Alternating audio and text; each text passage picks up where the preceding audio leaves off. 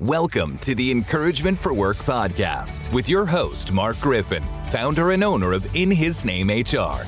Each week, Mark interviews nationally known thought leaders from corporate America, higher education, churches, and ministries. His goal is to bring you great ideas that help engage your employees, shift your culture toward higher performance, and increase employee loyalty at the organization you lead. Each episode features an idea or process that's made a tremendous impact on employees and employers alike. Now sit back, relax, and listen in as he delivers encouragement today through this episode's special guest. Hello, welcome to Encouragement at Work. I'm Mark Griffin, I'm your host, and today we're really excited to introduce Bart Caylor. Bart is a good friend of mine, and we do a lot of work in the Christian higher education space. And what Bart's going to be talking to us about today is something that's been on a lot of people's minds. And we've got a lot of queries about this from our clients, but also from some of our blog post readers about artificial intelligence, AI, and how does that fit within a kingdom perspective. So Bart, I'd like to welcome you to the podcast. Would you let our listeners know a little bit about yourself? Yeah, thanks, Mark. I am a first-generation college student, so I do a lot of work in the higher education spot. That's been a little bit of my passion. I've got a lot of corporate experience, so I've done a lot of work for Motorola, for RCA.com. I did that website at one point. I've worked with the American Bible Society. A lot of different experiences over the course of my career, but I finally decided about 15 years ago that, I get most passionate about helping people understand the transformative power of higher education, especially Christian higher education, because it impacted my life and my wife's life so dramatically that I decided I wanted the rest of my career to be focused on that. And so all throughout my career, I've kind of been on the edge of emerging technology. I did my first website in 1994. I did a session in 2005 at Taylor University. They asked me to come and talk about this thing called Web 2.0. And I said, this fall, it's going to change because this little website called Facebook is going to be open to the world and not just, Ivy League college students. Wow. And so that changed things. And, in late teens, I was talking about, this little website that my daughter liked. It was called Musical.ly, and now it's known as TikTok. Wow. And so I kind of feel like I kind of see things coming. And so that's what I'm hoping I can bring to the table for generative artificial intelligence. Wow, that's a wonderful story. It has been incredible what we've been able to witness in our careers, starting out and not having all these tools as employees, as managers, as we, work for organizations, now that we have all these tools. So with AI, do people need to be afraid of it, Bart? What's your thoughts around that? Yeah. So a lot of my perspective, somebody asked me that the other day. There's like, aren't you worried about some of the things you've heard about OpenAI, the company that runs ChatGPT, discovering this, new neural network that is on the edge of being sentient? And I was like, you know what? No, I'm not. I believe throughout history, man has tried to do things to hurt themselves. I mean, you start with the Tower of Babel. We tried to decide that we were going to be like God and we were going to build a tower.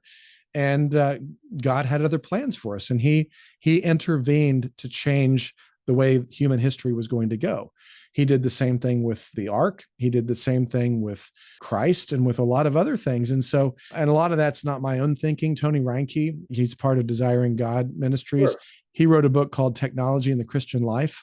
And he kind of outlines the whole idea of how should we as believers approach technology like, generative AI and biomedics and how do we do, editing genes and things like that? How do we approach that from believers? And one of the things that I take comfort in is the fact that, God is in control, and God is much bigger than anything that Elon Musk or anybody else can come up with. And at the end of the day, either I have a belief that God is bigger than anything else that man can come up with, or I don't. And so I personally believe that God is in control. Whether or not man creates these things and however they go, at the end of the day, it's in God's plan and God's will. Bart, and I believe it's a tool. So, Bart, that is incredible insight, because I've never heard anybody present it in that fashion. And you make a really valid point. There's a lot of people running around, the sky's falling, it's the end of the world, and AI is going to take over. And so on and so forth. And even people saying, oh, it could be the mark of the beast or whatever. But, God does create things for good as well. And you're right, you make a great point. There's been many times throughout history that things got crazy, a little bit out of hand, and God showed up and we survived through it. So that's great encouragement for people to understand that we can use this for good. So when we say AI, using it for good, what are some instances that you think that the listeners could really learn from on how to benefit from AI within their organizations? Yeah, I think first of all, I'll start off with just to back up and kind of give some context of what AI is. So Thank you. the big thing that we've been talking about since November of last year. So ChatGPT, as we know it, got released to the public November 30th of 2022. So it just celebrated its first, birthday. So happy birthday, ChatGPT. And the thing is that what it is, it's a neural network that's been programmed to be able to learn on vast amounts of data. And so basically, when you look at, OpenAI's as the company, it's been purchased by Microsoft, and there's a lot of things going around about that we don't have time in this conversation to talk about. But the idea is that it's basically a computer that has been programmed to learn and teach itself and to become very proficient at learning. And so it has gotten to the point where it is much smarter than humans in the sense of what it has the ability to know.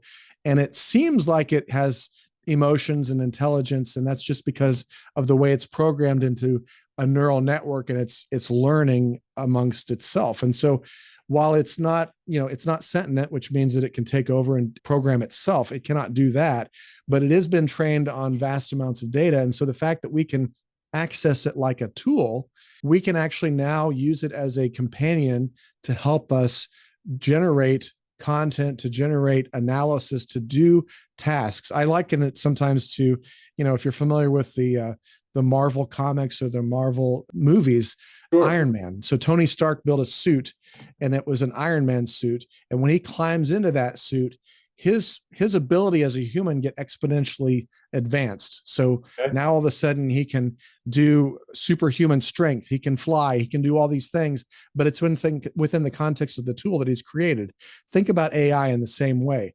I can leverage ChatGPT, and through prompt engineering and through the ways that I engage that tool, I now have superhuman powers. I can do things that would take me hours upon hours to do it. I can do it now in 10 minutes. And I can take data sets, and maybe I grab all the data sets for a certain thing, and I can give it a persona. And I can say, act as an HR expert and do analysis on our programs and provide a summary of what our benefit package is.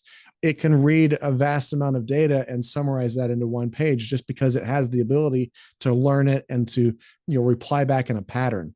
And Sure. so a lot of times I want people to think about it as a tool. God's given us this tool. How do we use it for kingdom purposes? And so a lot of things I've been doing is using it for the marketing in higher education, especially for Bible colleges that they might not have a marketing department. Sure. So that's what the Yeah. next thing I wanted to cover is some positive aspects that you've seen AI work and the benefits that the organization was able to realize from the utilization of AI. Do you have an example or two, Bart? Yeah. So even in my own organization, I think I have gained 15 additional hours in my week because of the amount of use that I'm doing with Wow. even just ChatGPT, where it might take me 8 hours to put together a comprehensive comm flow written out for a client. And so I'm going to send an email out to prospective students, and it's going to be 37 emails and matching texts over the course of an amount of time. That probably would have taken me at least 3 days to write before. But I've created a master prompt, and I can upload examples of previous emails that the school has sent out. I can run it through my prompt, and I can basically get those emails generated in the better part of a minute or two. And then I can edit those emails, adjust them, read through them, make sure that they match it.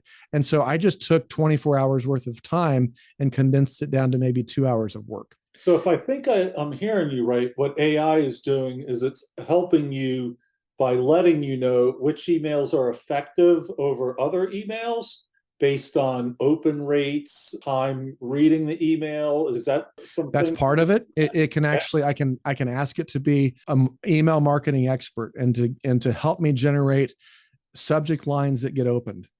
Tell it that I'm getting ready to send this out to Generation Z students, and so be sure to use emojis.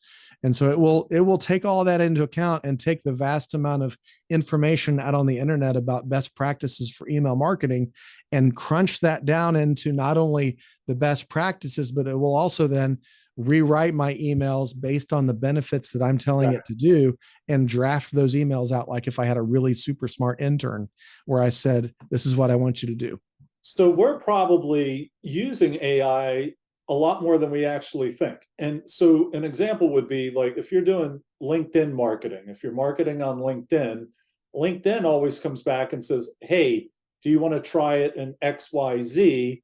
Because it's looking out on how receptive the ad is, Exactly. and adjusting the ad to the audience. Then as it understands the audience, it presents it more to people that are interested in that. So a lot of marketing portals are using AI already. Yeah, I would say even if you've been shopping on Amazon for a while, I mean, Amazon's been using artificial intelligence to serve up, suggested products to you when it's in your, if you use this, you might like this, or Netflix does that. So artificial intelligence has been a part of our life for a very long time. We just didn't know it and we didn't understand it until this new thing called generative AI, which is ChatGPT, which is these other new tools that have kind of come about in the last, 18 to 24 months. That's what's got people kind of, all of a sudden taking notice of it because, oh, this is different than what I thought AI was. Now I think of robots. Now I think of the Terminator. Now I'm scared, and it's got people talking about it. Whereas it's just the next level of the tools. It just happens to be a much more powerful tool because it's creating more, artificial intelligence in the way that we think intelligence is. So tell me more about how an organization could use it to benefit from a marketing perspective. A college, Christian higher ed, they want to go out and recruit more students. Yeah. How would they use AI to do that? How would that work? So, first of all, understanding some of the best practices. And so even just starting a chat on ChatGPT, I would start and say, act as a marketer and name your school, because if you name the school, it will go out and figure. Let's help the listeners because they might not understand what developing a chat is. Okay. So that's like the first step. First step is to go to a website called openai.com. Okay. Or just chat.openai.com. That is the parent company of ChatGPT. And you will have access to what's called ChatGPT 3.5. You can sign up for a free account and you'll have access to a chat. And basically, it's kind of like texting a friend. Sure. And so you kind of have to think about it in the sense that I like to think about it, like I said earlier, texting an intern. So imagine you've got a really, really smart intern and you want to give them a task. And so when you start that chat, and if you want to even just start it just a personal way, you can say, I need help. Help me create a meal plan for my family for the next 7 days and ask me as many questions as you need to do it right. And so you're starting a conversation with this thing. And so it's going to come back and say, great, I understand you want to make a meal plan. It's going to ask you questions. So it's going to say, are there any allergies in your family? Are there particular types of food that your family likes or doesn't like? How much time do you have to prepare the meals? It's going to ask you these questions. And then you type back to it and just have a conversation. It's like, well, my son is allergic to peanuts. We do not like Thai food or spicy foods. And we usually have 30 minutes to prepare it. So honestly, it's almost like a personal assistant or a personal doctor. And I mean, we don't take doctors' advice from AI, but you make a great point. If I want to lose 20 pounds next year and I go into AI, I could say, I'd like to lose 20 pounds. Exactly. It's intelligent enough to say, okay, well, how old are you? What do you like to eat? What's your current weight? What's your activities? And then it creates the plan for me to lose weight.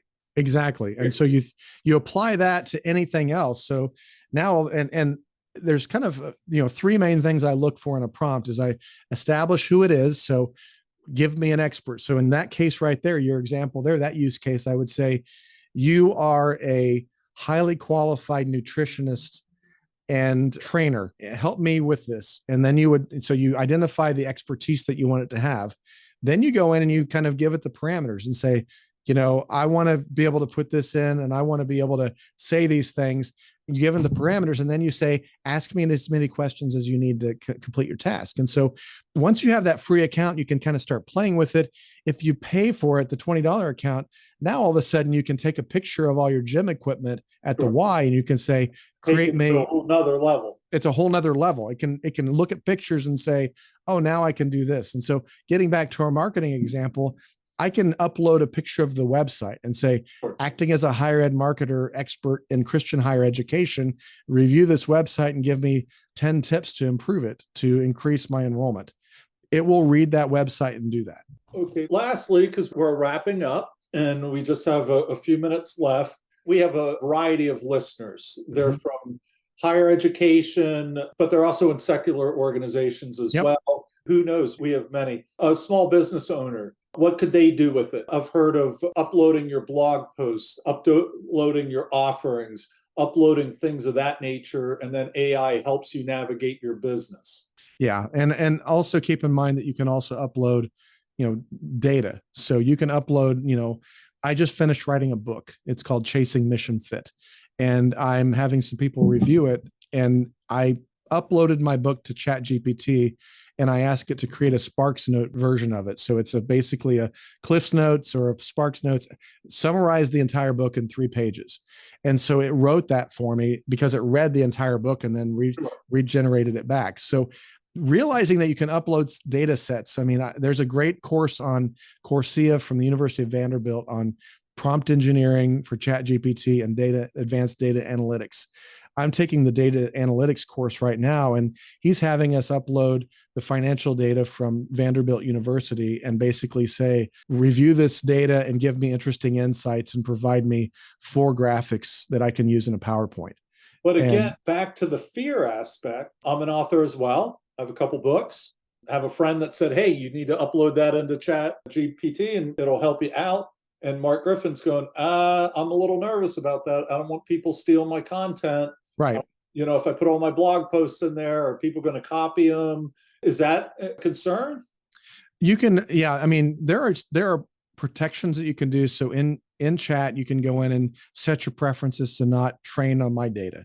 So there are ways to do it. So if you're really going to get into this, educate yourself. I think that's one of the key things. If you don't hear anything about this other than this, educate yourself on AI. The literacy that you need about artificial intelligence is only going to grow, and it's going to be more important over the next 6 months, 18 months, 24 months. And the more you can learn about it, the better informed that you're going to be, because it's going to be in all of our tools. I mean, whether you know it or not. It's not ending. It's in everything. It's going to be in Word. It's going to be in PowerPoint. Yeah, it's in everything. So, Bart, I really appreciate your time today. We are out of time. Bart talked to us about artificial intelligence Unveiled, navigating AI from a kingdom perspective. He's assured us not to be afraid of it, that we need to embrace it, that it can help us grow, be prosperous, and expand our organization, whether it's a ministry or a church or higher ed or a secular for-profit company. AI can fit into any organization. So, Bart, I appreciate you being on our podcast, and we hope to have you back on again in a few months. My pleasure. Anytime, Mark. Thank you. Thank you, Bart. God bless. This episode of Encouragement for Work has been brought to you by Job Shepherd. Post-COVID-19 recruitment has been unquestionably hard for employers, with many struggling to find quality employees in the aftermath. Religious exempt employers have had an especially difficult time. Welcome to Job Shepherd, a platform that will change all of this for you. Job Shepherd was created to meet the demand by Christian employers, including ministries, camps, churches, colleges, and Christian for-profit companies in their search for qualified job candidates. Now, for a limited time only, employers post a job for free. Job seekers, come join us. You are always free. Learn more at www.jobshepherd.com.